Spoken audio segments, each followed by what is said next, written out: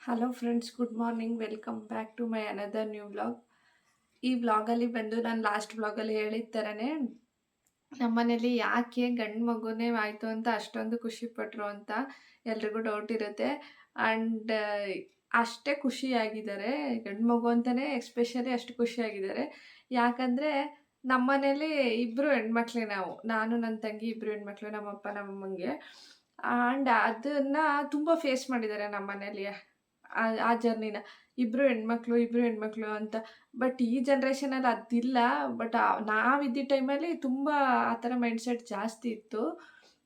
ಎಲ್ರಿಗೂ ಗಂಡು ಮಕ್ಳ ಮೇಲೆ ತುಂಬ ವ್ಯಾಮೋಹ ಅನ್ನೋ ಥರನೇ ಇತ್ತು ಆ ಟೈಮಲ್ಲಿ. ಅದನ್ನೆಲ್ಲ ನಾವು ಫೇಸ್ ಮಾಡಿದ್ದೀವಿ. ಇಬ್ಬರು ಹೆಣ್ಮಕ್ಳು ಇವ್ರ ಮನೇಲಿ, ಇಬ್ಬರು ಹೆಣ್ಮಕ್ಳು ಅನ್ನೋ ಥರ ನಮ್ಮಪ್ಪ ನಮ್ಮಮ್ಮನೇ ಒಂಥರ ಡಿಫ್ರೆಂಟಾಗಿ ನೋಡ್ತಿದ್ರು. ಎಲ್ಲರೂ ಅದೇ ಥರ ನೋಡ್ತಿದ್ರು ಅಂತ ಅಲ್ಲ, ಬಟ್ ತುಂಬ ಜನ ಅದೇ ಥರ ನೋಡ್ತಿದ್ರು.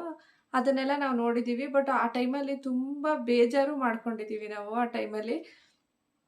ಅದು ಏನಪ್ಪ ಜನಗಳು ಈ ಥರ ಇದು ಮಾಡ್ತಾರೆ, ಗಂಡು ಮಕ್ಕಳು ಅನ್ನೋ ಥರ ನಮ್ಮ ಹತ್ರ ಒಂಥರ ನೋಡ್ತಾರೆ ಅನ್ನೋ ಥರನೇ ಒಂದು ಯಾವುದೇ ಫ್ಯಾಮಿಲಿ ಫಂಕ್ಷನಲ್ಲೂ ನಮ್ಮಪ್ಪ ನಮ್ಮಮ್ಮ ಇದನ್ನು ತುಂಬ ಅನುಭವಿಸಿದ್ದಾರೆ, ನಾವು ನೋಡಿದ್ದೀವಿ. ಆ್ಯಂಡ್ ನಾವು ನಮ್ಗೂ ಬಂದಿದೆ ಇದು. ನಾವು ನೋಡಿ ಅಬ್ಸರ್ವ್ ಮಾಡಿದ್ದೀವಿ ಈ ಥರ ಮಾಡಿರೋದನ್ನ. ಇದನ್ನೇ ಹೇಳೋದು ನಾನು, ಎಲ್ಲರೂ ಅದೇ ಥರ ಮಾಡ್ತಾರೆ ಅಂತ ಅಲ್ಲ, ಬಟ್ ತುಂಬ ಜನ ಆ ಥರ ಮಾಡ್ತಿದ್ರು ಆವಾಗ.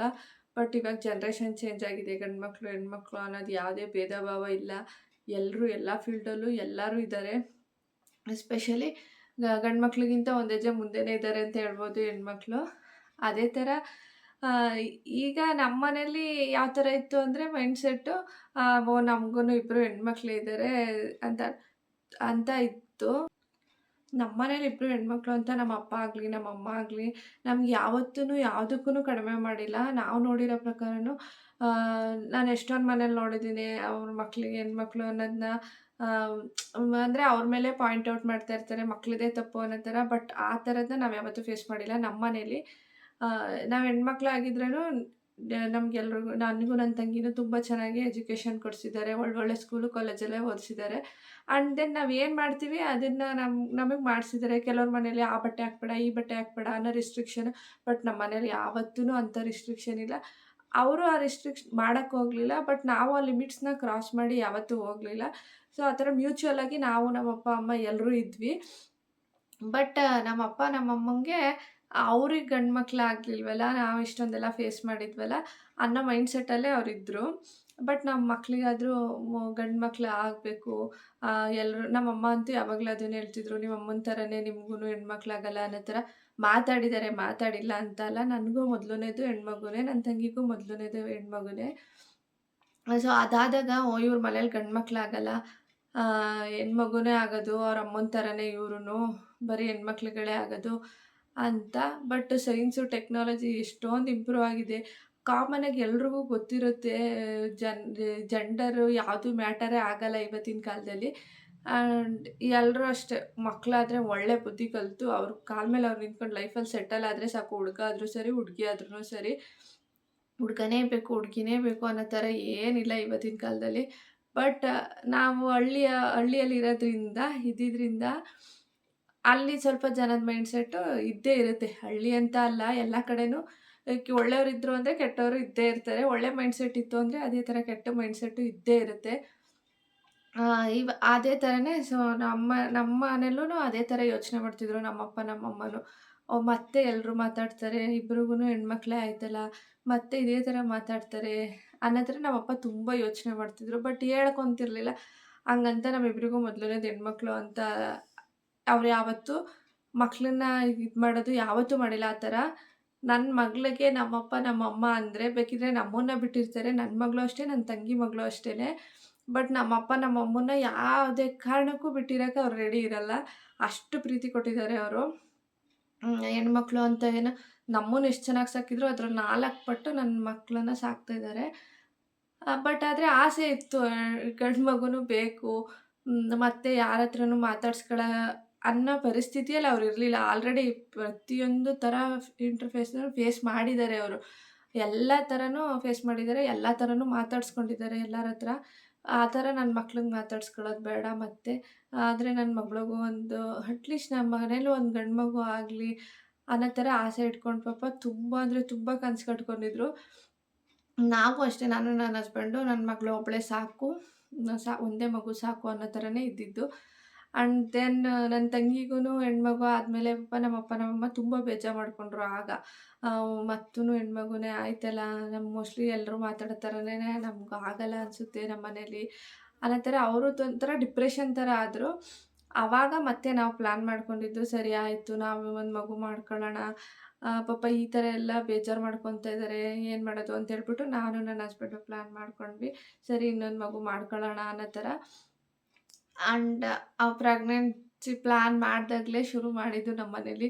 ಅದೆಷ್ಟು ದೇವ್ರ ಹತ್ರ ಬೇಡ್ಕೊಂಡಿದ್ದಾರೆ, ಅದೆಷ್ಟು ಹರಕೆಗಳನ್ನ ಮಾಡ್ಕೊಂಡಿದ್ದಾರೆ ಅಂದರೆ, ಮೋಸ್ಟ್ಲಿ ನನ್ನ ಮಗ ದೊಡ್ಡವನಾದ್ರೂ ಆ ಹರಕೆಗಳನ್ನ ಇನ್ನೂ ತೀರಿಸ್ತಾನೇ ಇರ್ಬೇಕು ಅನಿಸುತ್ತೆ ಮೋಸ್ಟ್ಲಿ ನಾವು.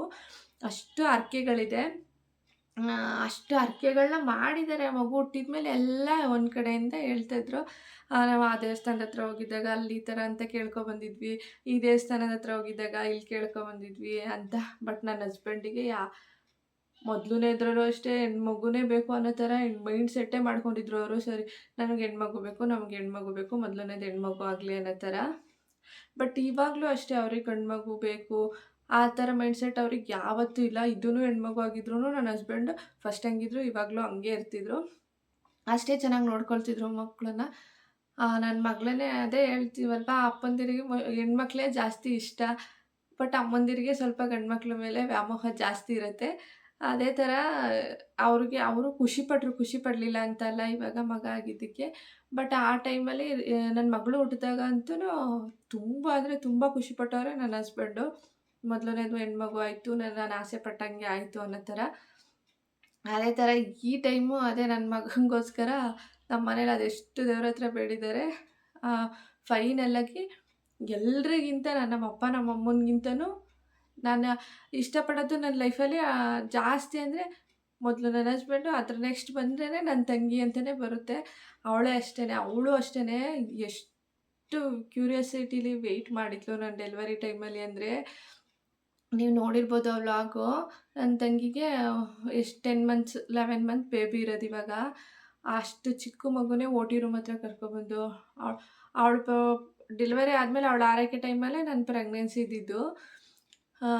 ಅವಳ ಆರೈಕೆ ಆದ್ರೂ ಸಹ ಅವಳು ನನ್ನ ಎಷ್ಟು ಕೇರ್ ಮಾಡೋಳು ಅಂದರೆ, ಅದೇ ಥರ ಅವಳಿಗೂ ಜಾಸ್ತಿ ಆಸೆ ಇತ್ತು. ಅದು ಗಂಡು ಮಗು ಆಗಲಿ ನಮ್ಮ ಅಕ್ಕಂಗೆ ಗಂಡು ಮಗು ಆಗಲಿ, ನಮ್ಮ ಮನೆಗೆ ಒಬ್ಬ ಮಗ ಬರಲಿ, ಎಲ್ಲರೂ ಮಾತಾಡೋದು ಕಡಿಮೆ ಆಗಲಿ ಅನ್ನೋ ಥರನೇ ನನ್ನ ತಂಗಿಗಿದ್ದಿದ್ದು. ಅವಳು ಅದೆಷ್ಟು ಖುಷಿಪಟ್ಲು ಅಂದರೆ ಡೆಲಿವರಿ ಆದಾಗ, ನಾನಂತೂ ಅದನ್ನ ಇಮ್ಯಾಜಿನೇಷನ್ ನನ್ನ ಲೈಫ್ ಟೈಮಲ್ಲೂ ಮರೆಯೋಕ್ಕಾಗಲ್ಲ ಅವಳ ಸೆಲೆಬ್ರೇಷನ್ ಅದನ್ನ. ಅಷ್ಟು ಖುಷಿಪಟ್ಲು ಅವಳು. ಅಷ್ಟು ಚಿಕ್ಕ ಮಗುನ ಕರ್ಕೊಂಡವಳು ಅಲ್ಲಿಗೆ ಬರೋ ನೆಸೆಸಿಟಿ ಇರಲಿಲ್ಲ. ಬಟ್ ಅವಳು ಬರಬೇಕು, ನಾನು ಬರಲೇಬೇಕು ಅನ್ನೋ ಥರ ಬಂದು ಹಾಸ್ಪಿಟಲಲ್ಲೇ ಬಂದಳು, ಹಾಸ್ಪಿಟಲಲ್ಲೇ ಇದ್ದಳು. ಆ್ಯಂಡ್ ದೆನ್ ನನ್ನ ಮಗಳೂ ಅಷ್ಟೇ ಚೆನ್ನಾಗಿ ನೋಡ್ಕೊಂಡ್ಳು. ನಾವು ಹಾಸ್ಪಿಟಲಲ್ಲಿದ್ದಾಗ ಅವಳು ಕರ್ಕೊಂಡು ಬಂದು ಮನೇನ. ನನ್ನ ತಂಗಿಗೆ ನನ್ನ ಮಗಳಿಗೆ ನನ್ನ ತಂಗಿ ಅವಳೇ ಅಮ್ಮ ಥರ. ನನ್ನ ಮಗಳೂ ಅಷ್ಟೇ, ನನ್ನ ತಂಗಿನೇ ಜಾಸ್ತಿ ಹೆಚ್ಕೊಂಡಿರೋದು. ಅವಳು ನನ್ನ ಬೇಕಾದ್ರೆ ಬಿಟ್ಟು ರೆಡಿ ಇರ್ತಾಳೆ ಬಿಟ್ಟಿರೋಕ್ಕೆ, ಅವಳ ಬಿಟ್ಟಿರೋಕ್ಕೆ ರೆಡಿ ಇರೋಲ್ಲ, ಅಷ್ಟು ಹಚ್ಕೊಂಡಿದ್ದಾಳೆ. ಅವಳೆಷ್ಟು ಪ್ರೀತಿ ತೋರಿಸ್ತಾಳೆ, ಅದ್ರ 4ರಷ್ಟು ಅವಳು ತೋರಿಸ್ತಾಳೆ. ಅದೇ ಥರ ಅಕ್ಕ ನಂಗೆ ನಂಬೋಕ್ಕೆ ಆಗಲ್ಲ ಅಕ್ಕ, ಇವಾಗಲೂ ಇದೊಂಥರ ಕನಸು ಥರ ಅನಿಸುತ್ತೆ ಮಗ ಹುಟ್ಟಿದ್ದಾನೆ ಅಂತ. ಎಲ್ಲರೂ ಮಾತಾಡಿದ್ದಕ್ಕೂ ಮತ್ತು ದೇವ್ರು ಕೊಟ್ಟಿದ್ದಕ್ಕೂ ಸರಿ ಹೋಯಿತು. ಅದಕ್ಕೆ ಹೇಳ್ತಾರೆ, ಎಲ್ಲ ಟೈಮಲ್ಲೂ ದೇವ್ರು ಕೈ ಬಿಟ್ರೂ ಒಂದು ಟೈಮಲ್ಲಿ ಕೈ ಹಿಡ್ದೇ ಹಿಡಿತಾನೆ ಅಂತ. ಅವಳು ಅಷ್ಟೇ ಇಮೇಜ್ ಮಾಡ್ಕೊತಾಳೆ. ಹೆಂಗೆ ಅಂದರೆ, ಅಕ್ಕ ನನಗೆ ಇವಾಗಲೂ ನಂಬೋಕ್ಕೆ ಆಗ್ತಿಲ್ಲ, ಮಗ ಹುಟ್ಟಿದ್ದಾನೆ ಡಾಕ್ಟ್ರ್ ಹೇಳ್ದಾಗ್ಲೂ ಗಂಡು ಮಗು ಆಯಿತು ಅಂತ ಅಂದಾಗ್ಲೂ ಬಟ್ ಖುಷಿ ಆಯಿತು. ಬಟ್ ನಂಬೋಕ್ಕೆ ಆಗ್ತಿರ್ಲಿಲ್ಲ ಎಷ್ಟು ಹೇಳಿದ್ರೂ. ಅದು ಇವಾಗ್ಲೂ ಮೈಂಡಿಗೆ ತಗೊಳಕ್ಕೆ ಆಗ್ತಿಲ್ಲ. ಪದೇ ಇದು ನಿಜನಾ ಅನ್ನೋ ಥರನೇ ಫೀಲ್ ಆಗುತ್ತೆ ಅನ್ನೋ ಥರ. ಅದೇ ಥರ ಮಾತಾಡ್ತಾಳೆ ಈಗ್ಲೂ. ಇನ್ನು ಫುಲ್ಲು ಮೈಂಡಿಗೆ ಸೆಟ್ ಮಾಡ್ಕೊಳಕ್ಕಾಗಿಲ್ಲ. ಅಷ್ಟು ದಿನದಿಂದ ಬರೀ ನಮ್ಮ ಮನೇಲಿ ಹೆಣ್ಮಕ್ಳು ಅನ್ನೋ ಥರನೇ ಬೆಳ್ಕೊಂಡು ಬಂತು. ಆ್ಯಂಡ್ ದೆನ್ ಜನಗಳು ಅಷ್ಟೇ, ಎಲ್ಲ ಕಾಲದಲ್ಲೂ ಎಲ್ಲ ಕಡೆನೂ ಸಿಟಿ ಹಳ್ಳಿ ಅದು ಬೇರೆ ಡಿಫ್ರೆನ್ಸ್ ಇಲ್ಲ. ಬಟ್ ಎಲ್ಲ ಕಡೆನೂ ಒಳ್ಳೆಯವರು ಕೆಟ್ಟವರು ಎರಡೂ ಥರನೂ ಇರ್ತಾರೆ. ಇವಾಗ ನನಗೆ ಗಂಡು ಮಗು ಆಗಿದೆ ಅಂತ ಖುಷಿ ಪಟ್ಟಿರೋರು ಎಷ್ಟಿದ್ದಾರೆ, ಅದೇ ಥರ ಒಂಥರ ಬೇಜಾರು ಮಾಡ್ಕೊಂಡಿರೋರು ಅಷ್ಟೇ ಜನ ಇದ್ದಾರೆ. ಇಲ್ಲ ಅಂತ ಅಲ್ಲ, ಒಳ್ಳೆಯವ್ರು ಇದ್ಮೇಲೆ ಕೆಟ್ಟವರು ಇರ್ತಾರೆ. ಬಟ್ ಅದಕ್ಕೆಲ್ಲ ತಲೆ ಕೆಡಿಸ್ಕೊಳಕ್ಕಾಗಲ್ಲ. ನಮ್ಮ ಮನೇಲೂ ಅಷ್ಟೇ, ಯಾವತ್ತೂ ನಾವಿಬ್ಬರು ಹೆಣ್ಮಕ್ಳು ಅನ್ನೋ ಥರ ಯಾವತ್ತೂ ಗಂಡು ಮಕ್ಳಿಗಾದ್ರೆ ಮಾಡಬೇಕಿತ್ತು, ಇವ್ರಿಗೇನು ಮಾಡೋದು, ಆ ಥರ ಭೇದ ಭಾವ ಯಾವತ್ತೂ ಮಾಡಿಲ್ಲ.